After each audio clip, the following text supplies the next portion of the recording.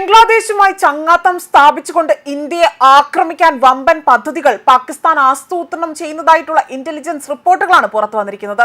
ബംഗ്ലാദേശിൽ ആക്രമണങ്ങൾ വർദ്ധിച്ചു വരുന്ന സാഹചര്യത്തിലാണ് ഈ അവസരം മുതലെടുത്തുകൊണ്ട് തന്നെ പാകിസ്ഥാൻ നീക്കങ്ങൾ നടത്തുന്നതെന്നത് ആയതിനാൽ തന്നെ ഇന്ത്യയിലെ സുരക്ഷാ ഏജൻസികൾ അതീവ ജാഗ്രതയാണ് പുലർത്തുന്നത്.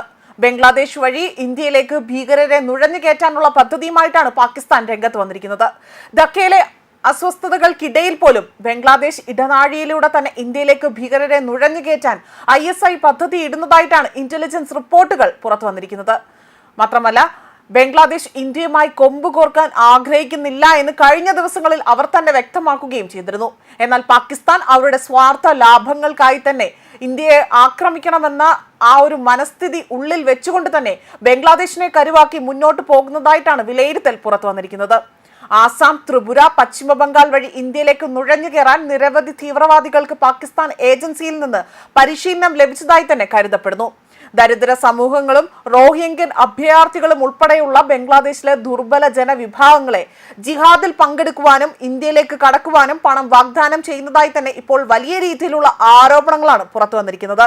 ബംഗ്ലാദേശിലെ സമീപകാല രാഷ്ട്രീയ പ്രക്ഷോഭങ്ങളെ തുടർന്നുകൊണ്ട് തന്നെ ISIയും പാകിസ്ഥാൻ ആസ്ഥാനമായുള്ള ഭീകര ഗ്രൂപ്പുകളായ ലഷ്കർ-ഇ-തോയ്ബ, ലഷ്കർ-ഇ-മുഹമ്മദ് അതേപോലെ തന്നെ മറ്റു മേഖലകളിലെല്ലാം തന്നെ ഇവർ സജീവമാകുന്നുണ്ട് എന്ന റിപ്പോർട്ടുകൾ പുറത്തു വന്നിട്ടുണ്ട്. ജമായത്ത് ഉൽ മുജാഹിദീൻ, ബംഗ്ലാദേശ് അൻസറുല്ല, ബംഗ്ലാദേശ് ബംഗ്ലാ ടീം, ഹിസ്ബുത്ത് തഹീർ തുടങ്ങിയ തീവ്രവാദ ബംഗ്ലാദേശി ഗ്രൂപ്പുകളുമായി തന്നെ പാകിസ്ഥാൻ ഭീകര സംഘടനകൾ ചേർന്നിട്ടുണ്ട് എന്നതാണ് ഇപ്പോൾ ഇന്റലിജൻസ് വൃത്തങ്ങൾ സൂചിപ്പിക്കുന്നത്. ലഷ്കർ-ഇ-തോയ്ബയുമായുള്ള ജെയ്ഷെ മുഹമ്മദുമായും ബന്ധമുള്ള നിരവധി തീവ്രവാദികളെ അടുത്തിടെ തന്നെ ബംഗ്ലാദേശിൽ കണ്ടെത്തിയിട്ടുണ്ട്. അതിൽ ജെയ്ഷെ മുഹമ്മദുമായി ബന്ധമുള്ള മസർ സായിദ് ഷായെ ഉൾപ്പെടുന്നതായി തന്നെ വിവരങ്ങൾ പുറത്തുവരുന്നു.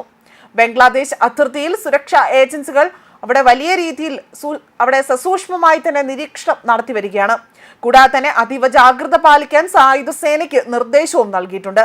അതേസമയം ബംഗ്ലാദേശിലെ കലാപം അതിരൂക്ഷമായി തന്നെ തുടരുന്നതിനിടയിൽ തലസ്ഥാന നഗരിയായ ധക്കയിൽ വീണ്ടും സ്ഫോടനം നടന്നു. അതുപോലെ തന്നെ വലിയ രീതിയിൽ മേൽപ്പാലത്തിൽ നിന്ന് കലാപകാരികൾ സ്ഫോടക വസ്തുക്കൾ താഴേക്ക് എറിഞ്ഞതിനെ തുടർന്ന് കൊണ്ട് തന്നെ ഒരാൾ കൊല്ലപ്പെടുകയും ചെയ്തതായിട്ടുള്ള റിപ്പോർട്ടുകളാണ് പുറത്തു വന്നിരിക്കുന്നത്. കലാപകാരികൾ സ്ഫോടക വസ്തുക്കൾ താഴേക്ക് എറിയുകയായിരുന്നു എന്നതാണ് പോലീസ് സ്ഥിരീകരിച്ചത്. ധക്ക നഗരത്തിലെ സ്വതന്ത്ര സമര സേനാനികളുടെ സ്മാരകത്തിന് സമീപമാണ് സ്ഫോടനം നടന്നത്. പരിക്കേറ്റയാളെ ആശുപത്രിയിൽ പ്രവേശിപ്പിക്കുകയും ഇയാൾ പിന്നീട് മരിക്കുകയും ചെയ്തതായും വൃത്തങ്ങൾ സൂചിപ്പിക്കുന്നു. ധക്കയിലെ ഒരു സ്വകാര്യ ഫാക്ടറിയിൽ ജോലി ചെയ്യുന്ന സിയാം എന്നയാളെയാണ് ഇപ്പോൾ സ്ഫോടനത്തിൽ മരിച്ചതായി അവർ തിരിച്ചറിഞ്ഞിരിക്കുന്നത്.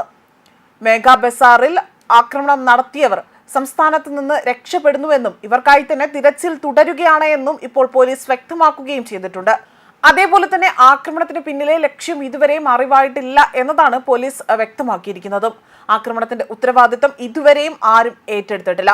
അതേസമയം ബംഗ്ലാദേശിൽ ഇന്ത്യ വിരുദ്ധ വികാരം വലിയ രീതിയിൽ ശക്തമാകുന്നതായിട്ടാണ് വീണ്ടും റിപ്പോർട്ടുകൾ സൂചിപ്പിക്കുന്നത്. ന്യൂസ് ഡെസ്ക് കർമ്മ ന്യൂസ്.